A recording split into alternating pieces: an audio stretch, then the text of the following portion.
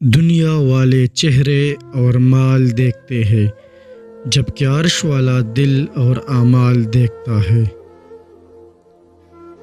منزل پر پہنچنا ہو تو کانٹوں سے کبھی مت گھبرانا، کیونکہ کانٹے قدموں کی رفتار بڑھا دیتے ہیں۔ کبھی کبھی تکلیف ایسی ہوتی ہے کہ اللہ کے علاوہ کسی سے بات کرنے کو دل نہیں کرتا۔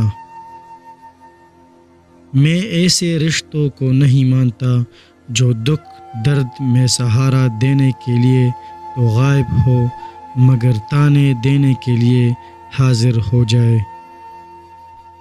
جو انسان جتنا خاموش رہتا ہے وہ اپنی عزت کو اتنا ہی محفوظ رکھتا ہے۔ ایک انتقال کے بعد زمین تمہاری ہو جاتی ہے اور ایک انتقال کے بعد تم زمین کے ہو جاتے ہو، اس لیے زمین کے اوپر رہ کر اس کی قدر کرو ورنہ وہ تم سے سخت حساب لے گی۔ صبر کرنا اور قدر کرنا نصیب والوں کے حصے میں آتا ہے۔ جو دو گے وہی لوٹ کر آئے گا، چاہے وہ عزت ہو یا دھوکہ۔ منہ میں زبان تو سبھی رکھتے ہیں مگر کمال وہ کرتے ہیں جو اسے سنبھال کر رکھتے ہیں۔ اگر کسی کو تکلیف میں دیکھ کر تمہیں تکلیف ہونے لگے تو سمجھ لینا تم اللہ کے بنائے ہوئے بہترین انسان ہو۔ وقت اچھا ہو یا برا گزر ہی جاتا ہے مگر باتیں اور لوگ ہمیشہ یاد رہتے ہیں۔ دل جس بات پر ضد کرتا ہے اللہ اسی بات پر آزماتا ہے۔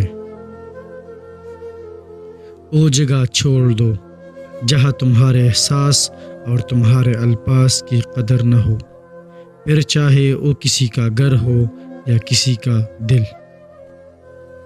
اللہ سے اس قدر قریب ہو جاؤ کہ تم دعا مانگو تو فرشتے آمین کہے۔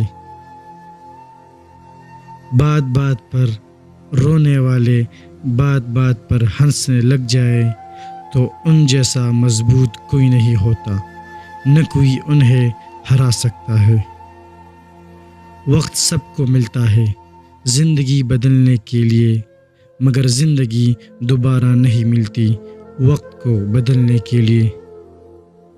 خالق سے مانگنا سنت ہے، اگر دے دے تو رحمت، نہ دے تو حکمت، اور مخلوق سے مانگنا ذلت ہے، اگر دے دے تو احسان، نہ دے تو شرمندگی۔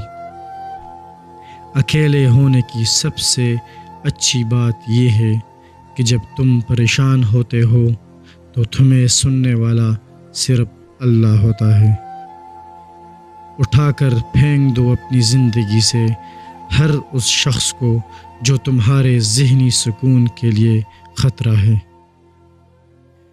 جب رب راضی ہونے لگتا ہے تو بندے کو اپنے عیبوں کا پتہ چلنا شروع ہو جاتا ہے اور یہی اس کی رحمت کی پہلی نشانی ہوتی ہے۔ امید کبھی نہ چھوڑنا، کل کا دن آج سے بہتر ہوگا انشاءاللہ۔